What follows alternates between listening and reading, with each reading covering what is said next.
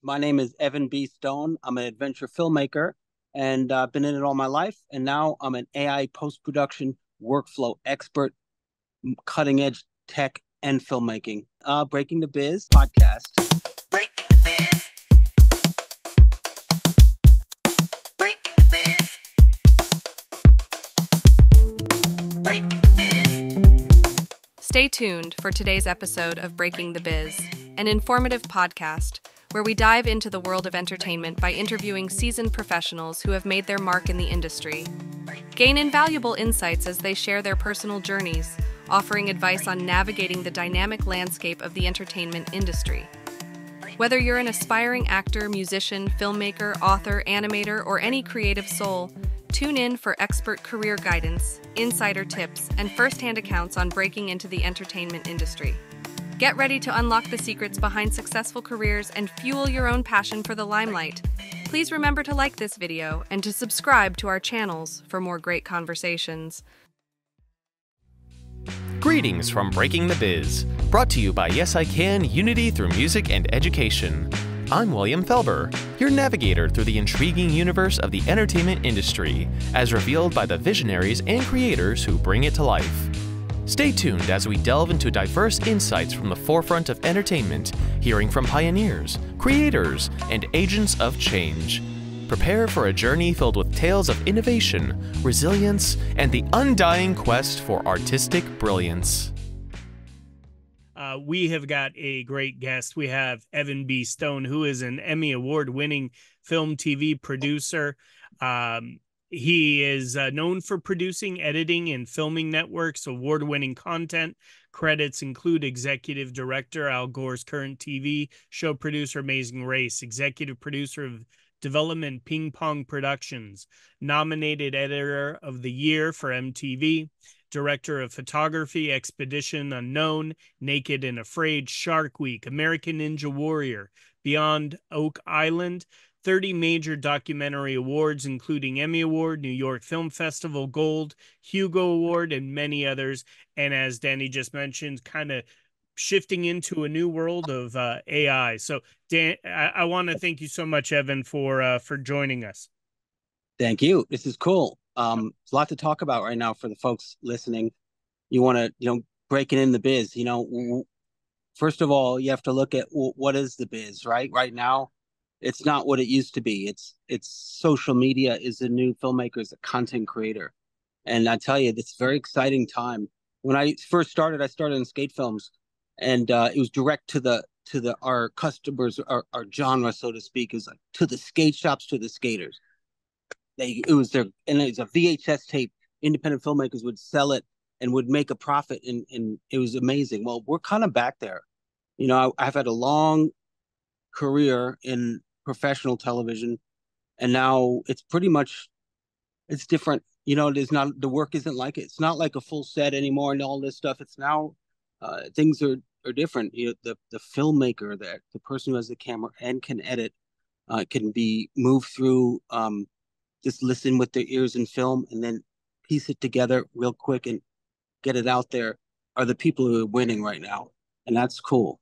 So that's what I was in the early days, and I'm back. I love it. So let's talk about it. Skateboarding. Skateboarding videos were the coolest.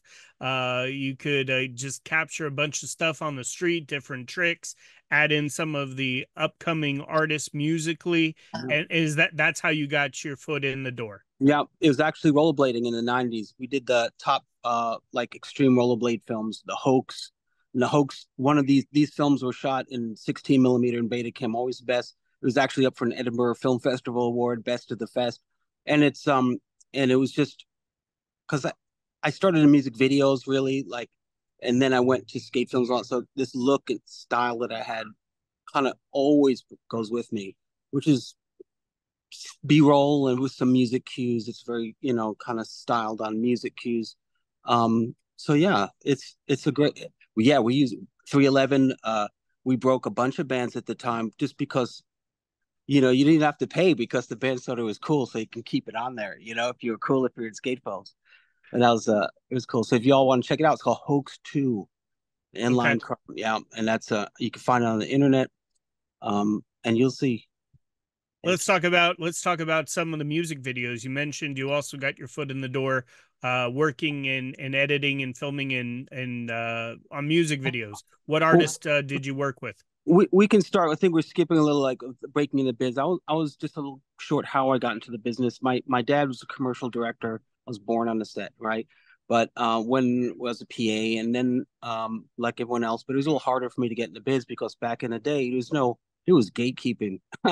No, it was, oh, don't tell him, they might take your job. It was very, so the only way to get in was music videos. You have to maybe do a friend's a baby band or someone, hopefully they break. Well, that happened to me. I had a band called White Trash. Their song is Apple Pie. It got on MTV. It was just a demo that got picked up by Elektra, and then they used the video. This is my big break, right? I did it for nothing, and they used the video, and it went on Buzzbin rotation on MTV, and all of a sudden, I was a thing, and I got a call from Jeffrey Panzer at EMI Records Group, a young 24-year-old guy from New York, saying, "You want to come out and work for me?" And that was the SBK Chrysalis and EMI was at being in-house director, and I was just like, whoa. And that's what got me to LA. And so it's the breaks you get in the beginning, right? And it's the projects you do for free. It's the passion projects that always move you forward, whether you make money on it or not. It's those are always like even now I do free stuff all the time, just because that's the stuff that'll move you forward, you know. Um, it's a hustle. The days of getting on a set and being the cameraman or the AC and on a like, for seasons is it's old school and it's still out there and it's a craft. But my path has always been camera in my hand, listen to audio and tell a story, non-scripted, not with actors, just real documentary style. Um, and so I've been just hit. That's just my thing. And So you did music videos. You get the break. You mentioned doing it for free, which I love that you mentioned that, because in the beginning, obviously, you got to get your foot in the door. You got to get experience. You got to get people to see that you do work hard and you've got the talent. You mentioned getting the foot in the door with EMI gets you out to LA. yeah. How do you start with the documentaries? Well, it, one thing, because I did the music videos, there was a small news organization that I knew the owner just by someone else. They recommended me because I have a certain style, and they wanted to do documentaries in that style so kids can relate to it. So they took someone had a good thought, let's take this music video director and have him do documentaries. And since I, am who I am, I'm not just a shooter or editor. I'm like, well, what's this documentary about? And let's get in there and get the sound bites, and I kind of get immersed in it. And that's when I started getting the documentaries, and right away started winning awards. It was for Channel One News. It was in-school programming for high school kids. It was a business. It was, and some of the people listening probably had it in their classrooms. Um, and another break, and, I always say there's about five people in your life, five that believe in you so much they'll hire you on every job they do. They get it, they call you because you're part of how their secret sauce. So try to get some good clients early on. Every single time you go, don't mess up because that will be it. I could be working on Expedition Unknown for 5 seasons. If I mess up, I'm not going to be hired back. Period. So you mess up once, twice, you're probably not going to work again. But you have to be a perfectionist. You have to go into these sets obsessed with what what do they want? What's the output? I know everyone I work with have to be that way. And then you take that into your other lives, and you're like, oh, this pizza place wants a social media post. Well, you just attack it the same way, and all of a sudden it's this magic. And he's like, well, can you do more for me? And then you're thinking, maybe I'll try a subscription based thing, right? Maybe these are all things because you have the skills to make it now. So it's a gift that you can give people too. Okay. Yeah. So from that, you do a little bit of everything. So you did the education component and filmed, which was in the classrooms, and I love that. It's another example of you might want to do one type of production, filming, or a genre, but you have to be open-minded in order to take on different projects. And obviously, going from skateboarding music videos to education, that's a great example of just doing a little bit of everything. And they did, and it all's funny because it all flows into what I'm doing now. It's like every step, what happened leads to something else, you know? Because isn't it about getting your message out as a filmmaker? Isn't it about whatever that message is, whether it's for money and advertising or you're trying to social issue? So it's a very powerful tool. Real, I mean, the most powerful. Let's face it. I mean, what's going on with social media? If you can master the art of a 30-second something, you're gold. And it's Yeah, ways to, yeah, it's ways and to, it's funny you mention that, right? Because everything now, and I know we'll get to where you are currently, but you said 30-second sound bites. I mean, that's honestly the attention span that most individuals have right now due to social media. They get everything in just a sound bite. So it's, right. those 20 seconds, 10 seconds scrolling through the phone, and you have to get that message across in order to captivate an audience to click on it and watch it. Whether you like it or not, it's contemporary. It's what I mean. When I was growing up, you got to hold it off the reveal the first 3 minutes. Let them just wait. There's no way. And then why wouldn't you change? You're a storyteller, right? You move with what the language of film, whether it's reality, which is more wide angle, follow the ball, or is it cinematic, long lens with foreground element? What is that lens? What are you trying to tell it in what mood? And then you pick it all because you're so good. You can pick each one and say, I'm going to do this, this. That's a real director. I want to do this now. You might be the slick director, but the scene calls for something rough and handheld. You got to know when to change. And in not my case, if I want to tell my stories, they're going to be shorter. They're going to be for social media. Period. Now, I personally right now have almost 2 million followers on my socials because of what I'm doing. And it's I use AI post production workflow. I use tools to help me do that as a one person band, and that's using transcriptions basically to put into ChatGPT and have it work with me, then matching back to Premiere text based editing. If you all know about any of that, it's pretty No, cool. I want to talk about that because there's so many people who go, "Oh my God, AI, it's going to take away my job." And you're an individual who's thriving off of it. And what I've heard from individuals, they say once you understand AI, it takes someone with a brain and to guide it to do what you need it to do to work for you. And you're obviously at that level. Well, we could take your podcast series, right, and transcribe it all, and then say, "Oh, I've been to ask correlations between all of them. What's some of the things that always comes back? How we got started, maybe." So now you can just quickly get all the sound bites together from it could be 100 hours of stuff, and then match it back, get it right. So within 10 minutes, you can have a rough cut or a string out. Obviously, you can put your hands all over it with the music, and when someone talks, they kind of open it up a little bit. That's editing. Getting the sound bites together is really hard to do, especially if a lot of footage, and if you're not really like, I mean, but this organizes it. It's your piece. You doing I, what you want with it, but I yeah, love it. yeah. We're at that point where we have over 350, close to 400 guest speakers. Oh yeah. That's absolutely a fantastic tool, which would then I mean, otherwise that's going to take almost a year putting No, together.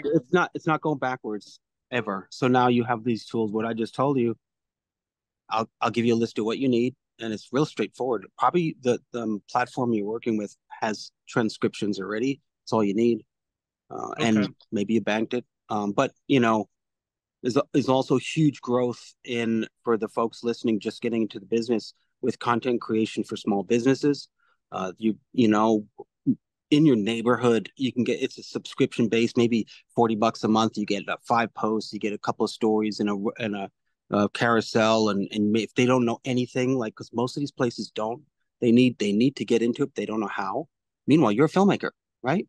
Yeah, you'll do your other stuff on the side with actors and all that, but to make some money, you can use your skills real quick and learn the editing and everything real quick and be very lucrative. You don't have to be a college expert. You don't even have to know to edit so much. You just get on chat and ask it questions. You go get your phone, a good phone, and you can do it all with that. It's cool. It's a really cool time. I love it. No, so let's jump back. So I mean, you're doing stuff with Shark Week, Naked and Afraid. All are these all different platforms? Are you freelancing? Did you stay with one company? Talk me through kind of your career roadmap. Right, right. Freelancer for sure. Well, even though I have my own company, it's me and the whole company. It's always been that way. And you don't go on staff for these companies. I usually work for Discovery Channel mostly. Josh Gates from Expedition Unknown's my best friend. We've been doing shows for 15 years now on the road, all mysteries of the world. We did Destination Truth first, which is like a ghost hunting kind of paranormal show mixed with dabble in cryptids and stuff like that. And then we got into Expedition Unknown, which is science-based adventure travel. And you name it, I've been there in every weird cave and all that. Because here's a good thing something to talk about is two loves. I was a climber when I was young, rock climbing and mountaineering, and started with Knowles National Outdoor Leadership School when I was young, and it put the zap on me as a city kid from New York. And then so I had this climbing kind of thing bug, and then filmmaking's on the side, not on the side, but same kind of And then I started getting work in adventure travel because of my skills, and I could do like I like it when it gets rough, because there's no such thing as bad weather, just bad clothing, So I learned that early on. Then it's like, oh, I got good clothing, and I could do anything. Um, so when I started getting Expedition Unknown, I was the man for the job. We're rappelling down long caves, we're hiking 2 days straight to real expeditions. And because I'm a climber, and rope safety and general safety, it is you get right up on the list. And when you're on this list, it's only like 5 or 10 of us that are like who can dive and who can do all this stuff and film. And it's I've been up there for a while. It's cool. It's fun being that crazy adventurous every month, something new. I love that your job aligns with the passion, obviously New York and skateboarding, and then obviously being able to climb up a mountain, down a mountain, and get into a cave. Uh, I mean, like you're the Indiana Jones with the camera. the biggest caves in the world, the biggest mysteries, you name it, from Amelia Earhart to first humans and running with the Hadza tribe. And a friend of mine, Diego, who got me on this, he is one of our cameramen, and he's right there with us running around. It's fun. So let's talk about that, right? Like, so you get, obviously it's your company, you get picked up to work on a show or a project, and then you bring on the rest of your team. Not really. In Okay. those instances, we get hired by the production company. So we got to have relations with the people hiring in each company. You have to send them your reel and kind of keep up on things. Otherwise, they forget who you are. You have to sell yourself a lot in this business, a lot. You can't just be talented. No way. You gotta nowadays get a social media presence and be the expert of whatever you're doing, and they'll come even if they don't. It's not a The whole thing's changed. It's about doing it yourself. It's about creating your own brand. I mean, that's what I'm doing now. So, and I'm kind of the business to me is so changed. If you go in the traditional way, there is none anymore.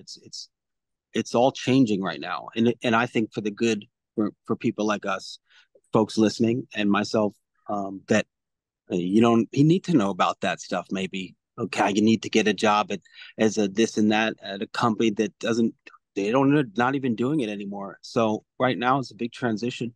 Everything's going to subscription based programming, niche stuff. What you're doing here is like that's the kind of programming. It's not network television. Not We're not talking about streamers like uh, um, uh, uh, you know different ones like Disney or streaming or whatever. We're talking about networked, the ABC, NBC. That stuff's no one's watching the commercials and stuff.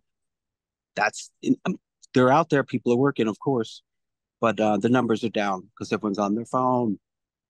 Yeah, no, it's a definitely a big shift in the industry, and subscription based everything is, it was crazy as we used to decline or get upset with the cable bill because it got up to like $100 and you're like, I'm over Dish Network or Yes. what have you. But now if you start to add up all of these subscriptions that you have, Oh your yeah. $20 on Netflix and Oh yeah. your Max and it all adds up to the exact same thing. Yeah. But you can get your content quick, and everybody wants things quickly, right? That's Yeah. I why mean, that everything's moving to that.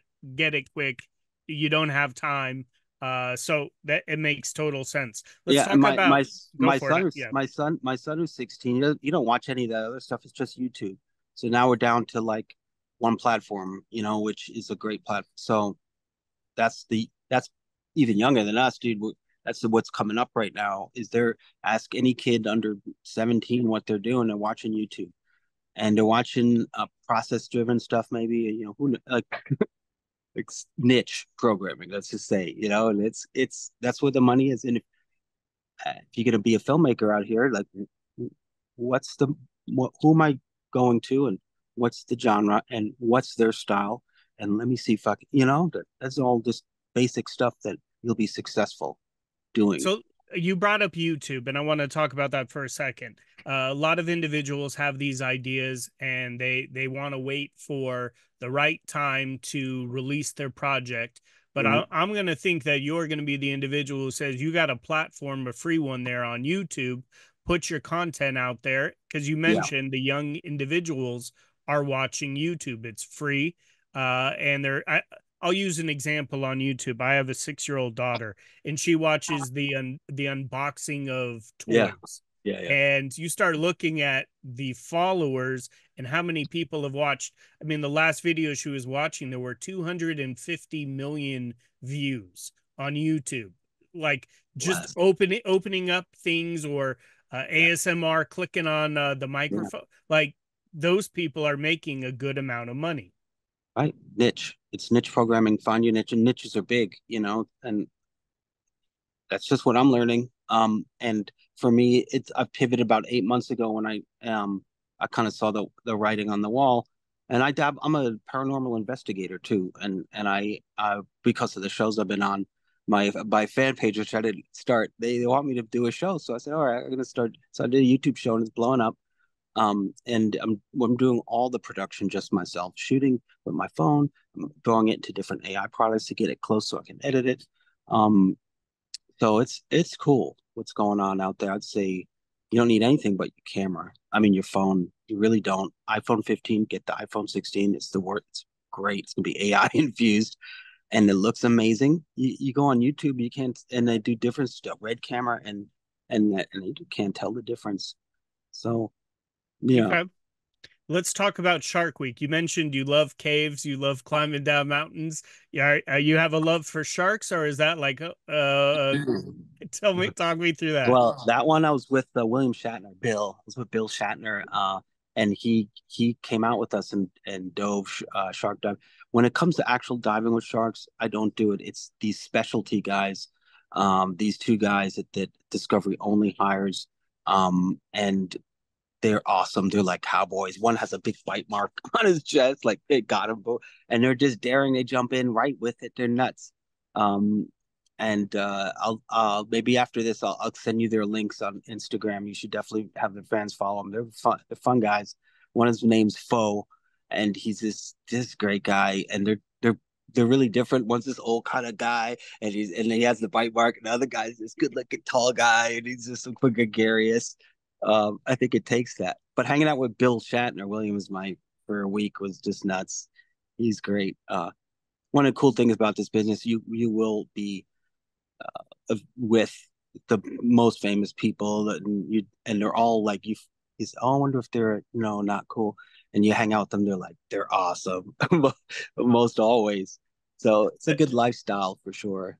I love it. When I think of shark diving, I think of Ocean Ramsey, who's just a beautiful Oh, girl who, swims with the sharks and has yeah, no fear. But yeah, it's crazy, right? And that goes back to the social media, yeah, just being able to follow someone and their adventures. yeah.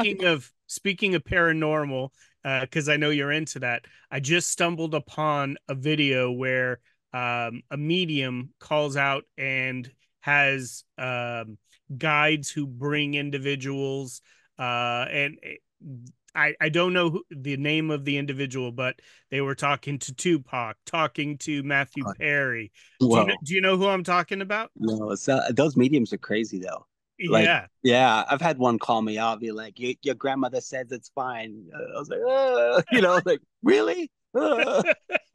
this Yeah, one they, this one had Matthew Perry, and he was talking to him, and like you can you the it's was not he like it's very clear where you can understand what was they're he like saying. they drug me? I would they No, want he literally said, I love that shit. And they were I could talking see that. about ketamine, and like I could see um that. and he made a comment like, I feel now foolish. Yeah.